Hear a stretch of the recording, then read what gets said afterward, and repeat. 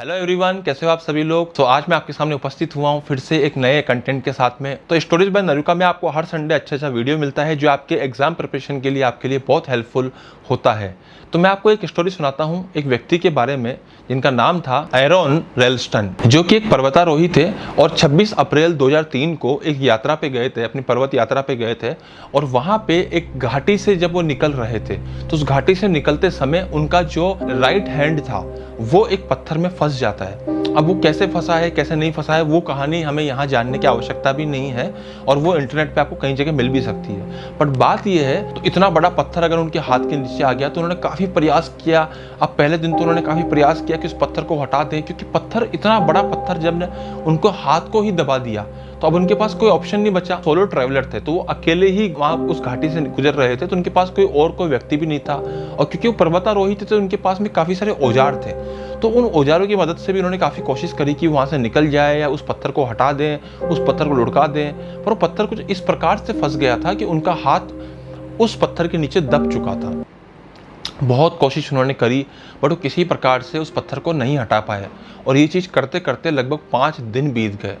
अब 5 दिन तक, क्योंकि वो पर्वतारोही थे और सोलो पर्वतारोही थे, तो उनके पास खाने पीने के सामान थे खुद के लिए। तो उनके पास जो बेसिक आइटम्स थे खाने पीने के उनसे उन्होंने 5 दिन तक तो अपना काम चला लिया। पर धीरे धीरे खाने की चीज़ें भी खत्म हो गई होगी और ऐसी विपरीत स्थिति में वो फंस चुके थे कि अब उनके पास और कोई दूसरा ऑप्शन उनको नजर नहीं आ रहा था।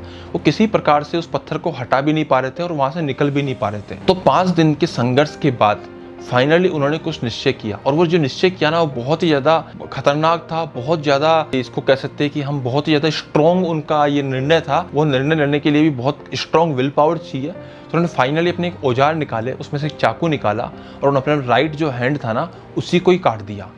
तो कहीं ना कहीं शायद उनके दिमाग में ये आया होगा कि पिछले 5 दिन से इस पत्थर ने मुझे रोक रखा है, ये मैं सोच के यहाँ पे कोशिश कर रहा हूँ। लेकिन शायद उनको ये समझ में आया कि पिछले 5 दिन से इस पत्थर ने मुझे रोका है नहीं रोका है वो बात की बात है, बट मेरे हाथ ने मुझे रोक रखा है। वो उनका अपना ही हाथ था जिसने उनको वहाँ से आगे बढ़ने नहीं दे रहा था, वो उनका अपना ही हाथ था जो वहाँ से उनको आगे निकलने नहीं दे रहा था। तो उनके दिमाग में ये शायद आया होगा कि ये मेरा हाथ ही है जिस कारण से मैं यहाँ पे अटका हुआ हूँ, जिस कारण से यहाँ पे रुका हुआ हूँ। और वो अपना ही वो राइट हैंड जो है ना वो काट के वहाँ से निकलते हैं। अब कितनी बुरी स्थिति रही होगी, कितना मुश्किल रहा होगा किसी व्यक्ति के लिए ऐसा डिसीजन लेना। बट ये कहानी मैं आपको इस प्लेटफॉर्म पे क्यों बता रहा हूँ, इस कहानी का इस प्लेटफॉर्म पे क्या संबंध है। देखो, इस कहानी का इस प्लेटफॉर्म पे सिर्फ एक ही संबंध है। इस इंसिडेंट में उस जो पर्वतारोही है उन्होंने फाइनली डिसाइड किया कि वो जो अटके हुए हैं वो अपने ही एक अंग के कारण है, मतलब उनके ही शरीर का एक अंग है जिसके कारण वो अटके हुए हैं। और फाइनली उन्होंने उसी को काट दिया और वहाँ से निकल गए, स्वतंत्र हो गए। तो जब कोई एस्पिरेंट एग्जाम की प्रिपरेशन कर रहा होता है तो देखो, फिजिकली तो कहीं पे भी नहीं अटकता है, पर मेंटली वो कहीं जगह पे स्टक हो जाता है।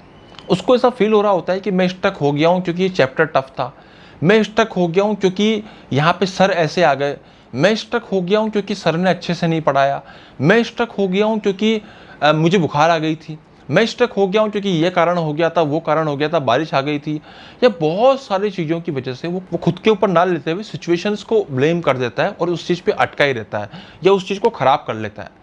अब आप एक चीज़ सोचिए कि जब वो बच्चा एग्ज़ाम की प्रिपरेशन कर रहा है, चाहे कोई भी हो, चाहे आप ही क्यों ना हो वो, तो आपके सामने सिचुएशंस आती होंगी जहाँ पे आपको फील हो रहा है कि यार सामने वाले की गलती की वजह से मेरे साथ ये हो रहा है। बट समस्या क्या है कि जिस प्रकार से उस पर्वतारोही ने अपना एक डिसीजन लिया, तो एक डिसीजन हमको भी यहाँ पे लेना होगा कि यार यहाँ पे मैं अटक रहा हूँ, इसका कारण वो सिचुएशन नहीं है, इसका कारण वो है कि जो मैंने अपने दिमाग में परसेप्शन बना रखा है कि मैं इस कारण से यहाँ पे अटका हुआ।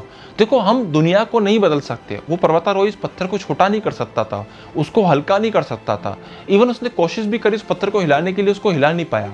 उसके पास और कोई ऑप्शन नहीं था, उसके पास सिर्फ ये ऑप्शन था कि वो अपने आप में कुछ बदलाव कर सके।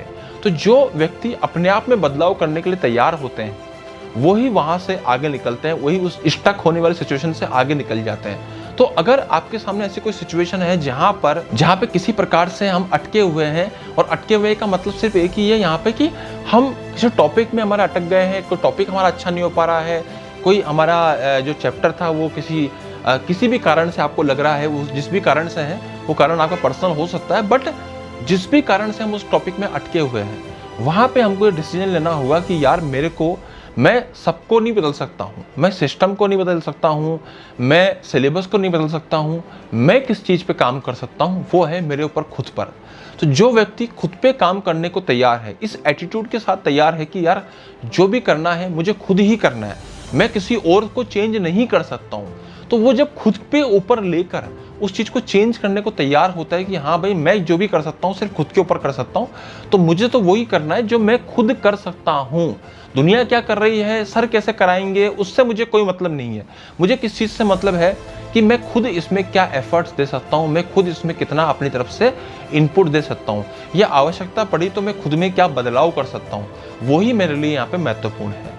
तो आई होप कि आपको ये बात समझ में आई होगी कि इस कहानी को मैंने यहाँ पे क्यों रिलेट किया था। तो ये बात जो मैं बताइए आपको इस वीडियो के द्वारा, आप इसको ध्यान से समझिए, इसके मतलब को समझिए, अपने जीवन में ऐसी चीज़ें सोचिए कि आप कहाँ पे अटके हुए हैं, कौन कौन से टॉपिक्स हैं जिनमें आप खराब हो रखे हैं और उन टॉपिक्स में आप दूसरों पे ब्लेम डाल रहे हैं। तो आज ही ये संकल्प कीजिए कि अब दूसरों पे ब्लेम डालना बंद और खुद पे भी ब्लेम नहीं डालना, बस वो चीज़ें करनी जो मैं कर सकता हूँ, जिनके द्वारा मैं इन सिचुएशन से बाहर आ सकता हूँ। क्योंकि मैं कुछ बदल सकता हूँ तो वह है अपने आप को, मैं कुछ बदलाव कर सकता हूँ तो वह है अपने आप को, अगर मैं कुछ इंप्रूव कर सकता हूँ तो वह है अपने आप को, मैं कुछ चेंज कर सकता हूँ तो वह है अपने आप। तो अपने आप को चेंज करके आप सिचुएशंस को भी बदल देंगे।